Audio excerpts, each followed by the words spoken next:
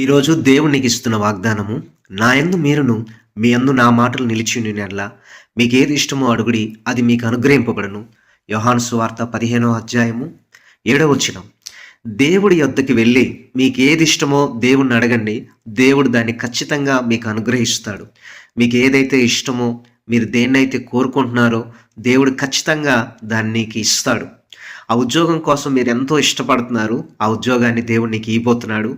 అలాగనే ఆ వివాహం జరగాలని మీరు ఎంతో కోరుకుంటున్నారు, దేవుడు ఆ కోరికను తీర్చబోతా ఉన్నాడు.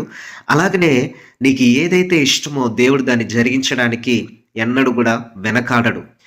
నీ యందు దేవుని మాటలు నిలిచి ఉండి నీవు దేవునిలో నిలిస్తే ఖచ్చితంగా దేవుడు మీకు ఏదైతే కావాలో దాన్ని దేవుడు మీకు అనుగ్రహిస్తాడు. మీరు ఫలానా ల్యాండ్ కోసం, ఫలానా ఇల్లు కోసం ప్రార్థన చేస్తున్నారు, ఖచ్చితంగా ఆ ల్యాండ్ని, ఆ ఇల్లుని మీకు ఇస్తాడు.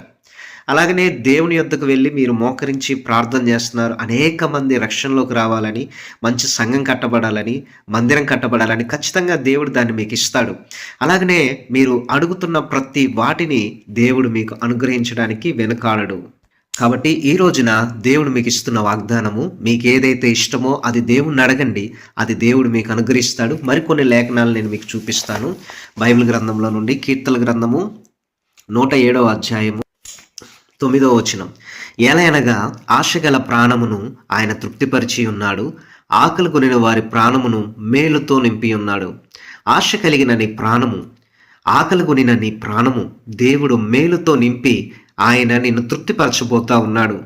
ఈ రోజున దేనికోసం అయితే మీరు ఆశపడుతున్నారో, ఏ విషయం కోసం నీ ప్రాణం ఆశపడుతుందో దేవుడు దాన్ని ఖచ్చితంగా నీకు ఇచ్చి నిన్ను తృప్తిపరుస్తాడు. అలాగే ఆకలి కొని ఉన్న నీ ప్రాణాన్ని దేవుడు మేలుతో నింపబోతా ఉన్నాడు. దేవుని యొద్దకు వెళ్ళి మీకు ఏది ఇష్టమో దేవుణ్ణి అడిగితే, మీ ఆశ ఏదైతే ఉన్నదో ఆ ఆశను దేవుడు ఖచ్చితంగా తృప్తిపరుస్తాడు. ఆశగల ప్రాణము నీలో ఉన్నట్లయితే ఖచ్చితంగా నీ ఆశగల ప్రాణమును దేవుడు తృప్తిపరుస్తాడు. అందుకనే వాక్యంలో ఇలాగన రాయబడి ఉన్నది. మరి ఈ రోజున మీరు అడుగుతున్నారు, ప్రభా ఈ అప్పులన్నీ తీసే ప్రభా. ఎస్, ఆశగలని ప్రాణాన్ని దేవుడు తృప్తిపరిచి నీకున్న అప్పులన్నీ దేవుడు తొలగిస్తాడు. ఈ వ్యాధులన్నీ నా యొద్ద నుండి తొలగిపోతే బాగుందని ఆశ కలిగి ఉన్నావు, నీ ప్రాణాన్ని దేవుడు ఖచ్చితంగా తృప్తిపరుస్తాడు. అలాగనే మీకు ఏదైతే ఇష్టమో దేవుడు దాన్ని ఇవ్వడానికి ఎన్నడూ కూడా వెనకాడడు. మరి ఒక లేఖనాన్ని కూడా మీకు చూపిస్తాను. కీర్తన గ్రంథం 107:30వ వచనం. వారు కోరిన రేవునకు ఆయన వారిని నడిపించెను. మీరు కోరిన రేవునకు అనగా మీరు ఏదైతే కోరుకుంటున్నారో, బహుశా యెరూషలేముకి వెళ్ళాలి, ఆ ప్రాంతాన్ని చూడాలని మీరు నిజంగా కోరుకుంటున్నారు, ఖచ్చితంగా నేను దేవుడు అక్కడికి నడిపిస్తాడు. అమెరికా వెళ్ళాలి, లేకపోతే అబ్రోడ్ వెళ్ళాలి, లేకపోతే దేవుని మహాకృపను బట్టి విదేశాలు వెళ్ళాలని మీరు కోరుకుంటున్నారు, ఖచ్చితంగా దేవుని నేను అక్కడికి నడిపిస్తాడు. ఉన్నతమైన చదువులు చదవాలి, తల్లిదండ్రులను బాగా చూసుకోవాలని మీరు కోరుకుంటున్నారు, ఖచ్చితంగా మీరు కోరిన ప్రకారముగా ఆయన మిమ్మల్ని నడిపిస్తాడు, ఆయన మీకు సహాయం చేస్తాడు. మీరు కోరిన రేవునకు దేవుడు మిమ్మల్ని నడిపించబోతున్నాడు. ఈ రోజున దేవుడు ఈ ఉదయమో, మధ్యాహ్నమో, రాత్రో ఎప్పుడొకప్పుడు మీరు చూస్తున్నారు, కానీ దేవుడు మీరు కోరుకున్న తీరానికి దేవుడు మిమ్మల్ని నడిపించబోతా ఉన్నాడు. అలాగనే కీర్తన గ్రంథం 106:14లో వారు కోరినది ఆయన వారికి ఇచ్చెను. మీరేదైతే కోరుకుంటున్నారో దేవుడు దాన్ని ఖచ్చితంగా మీకు ఇస్తాడు. మీరు కోరుకున్న ఆ ఉద్యోగాన్ని దేవుడు మీకు ఖచ్చితంగా ఇస్తాడు. ఈ రోజున దేవుడు నీకు వాగ్దానం చేస్తూ ఉన్నాడు. మీరు ఎక్కడ ఉన్నారో, ఏ ప్రాంతంలో ఉన్నారో, ఏ ప్రదేశంలో ఉన్నారో తెలియదు, కానీ మీరు కోరినది దేవుడు మీకు ఖచ్చితంగా ఇవ్వబోతా ఉన్నాడు గాక. మరొక లేఖనాన్ని నేను మీకు తెలియపరుస్తాను, చూడండి.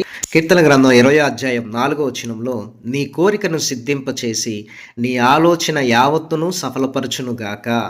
చూడండి, మీ కోరిక ఏదైతే ఉందో దేవుడు దానిని సిద్ధింపచేసి నీ ఆలోచన యావత్తును కూడా దేవుడు సఫలపరచబోతా ఉన్నాడు. మీ డిజైర్స్ ఏవైతే ఉన్నాయో, మీ యొక్క థింకింగ్ ఏదైతే ఉందో దేవుడు నీ బిడ్డల పట్ల, నీ ఆలోచన, నీ బిడ్డల పట్ల నీ కోరిక ఏదైతే ఉందో ఖచ్చితంగా దేవుడు దానిని సఫలపరుస్తున్నాడు.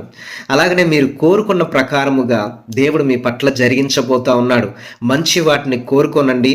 దేవుని యందు నిలిచి ఆయన మాటలు మీలో ఉంటే ఖచ్చితంగా దేవుడు నీ ఆలోచనను, నీ కోరికను సఫలపరిచి సిద్ధింపచేసి నిన్ను ముందుకు నడిపించి ఆశీర్వదిస్తాడు. ఏమాత్రము కూడా సందేహించకుండా దేవుని యందు విశ్వాసం ఉంచండి. ఆ కోరుకున్న ఇల్లు మీరు కట్టబోతా ఉన్నారు. మీరు కోరుకున్న ప్రకారంగా వివాహం జరగబోతా ఉన్నది. నువ్వు కోరుకున్న ప్రకారంగా మగబిడ్డ దేవుడు నీకు ఇవ్వబోతున్నాడు. నువ్వు కోరుకున్న ప్రకారముగా ఆడబిడ్డను దేవుడు నీకు ఇవ్వబోతున్నాడు. నువ్వు కోరుకున్న ప్రకారంగా సంతానాన్ని దేవుడు నీకు ఇవ్వబోతున్నాడు. నువ్వు కోరుకున్న ప్రకారముగా నువ్వు కోరుకున్న వ్యక్తితో, ఆ అమ్మాయితో లేకపోతే అబ్బాయితోనే నీకు వివాహాన్ని దేవుడు జరిగించబోతా ఉన్నాడు. అలాగే నువ్వు కోరుకున్న ప్రకారముగా విదేశాలకు వెళ్ళబోతున్నావు. నువ్వు కోరుకున్నన్ని మార్కులు దేవునికి ఇవ్వబోతున్నాడు. ఎగ్జామ్స్ రాబోతున్నావు, ఎగ్జామ్స్ రాయిపోతున్నావు. నీ బిడ్డలకో నీకో ఎన్ని మార్క్స్ రావాలని నువ్వు కోరుకుంటున్నావో దేవుని అడుగు. నువ్వు కోరిన ప్రకారంగా దేవుడు నీ కోరికను సిద్ధింప చేసి ఆ ప్రకారముగానే నీకు మార్క్స్ వచ్చేలాగా దేవుడు చేస్తాడు. మరొక వాక్య లేఖనాన్ని నేను మీకు పరిచయం చేస్తాను. దేవుని యొక్క వాక్యంలో నుండి చూడండి. సామెతల గ్రంథం 23వ అధ్యాయం 18వ వచనాన్ని మీకు చూపిస్తున్నాను చూడండి. నిశ్చయముగా ముందు గతి రానే వచ్చును, నీ ఆశ భంగం కానేరదు. నీకు మంచి రోజులు రాబోతున్నాయి. నీ ఆశ ఏదైతే ఉందో ఆ ఆశ ఖచ్చితంగా భంగం కాదు. ఖచ్చితంగా నీ ఆశ అనేది దేవుడు నువ్వు కోరుకున్న ప్రకారంగా నీ హృదయ వాంఛలను, నీ ఆలోచనలను, నీ ఇష్ట ప్రకారముగా నీ కోరికను, నీ ఆశను దేవుడు భంగం కానేరకుండానట్లుగా దాని ప్రకారమే నీ జీవితంలో దేవుడు సమస్త విధములకు గొప్ప కార్యాలను దేవుని పట్ల జరిగించబోతా ఉన్నాడు. కాబట్టి ఈ లేఖనాలను బట్టి దేవుడు నీతో ఈ రోజున మాట్లాడుతున్న మాట, ఈ రోజున ఈ యొక్క వాక్యాన్ని బట్టి దేవుడు నీకు తెలియపరుస్తున్న మాట ఏంటో తెలుసా?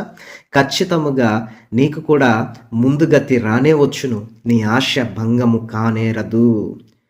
నువ్వు కోరుకున్న ప్రకారముగా, నీవు ఆశించిన ప్రకారముగా, నువ్వు ఏదైతే కావాలని దేవుని యొద్ద ఉపవాసం ఉండి ప్రార్థన చేస్తున్నావో, కన్నీరు కారుస్తున్నావో, మోక్కరిస్తున్నావో, దేనికోసం వెయిట్ చేస్తున్నావో, దేనికోసం కలలు కంటున్నావో, దేనికోసం ప్రయాసపడుతున్నావో అది ఖచ్చితంగా నీ జీవితంలోనికి ఖచ్చితంగా రాబోతుంది. అది నీ జీవితానికి ఖచ్చితంగా నువ్వు పొందుకుంటావు. జీవం కలిగిన దేవుడే నీకు దాన్ని అనుగ్రహిస్తాడు.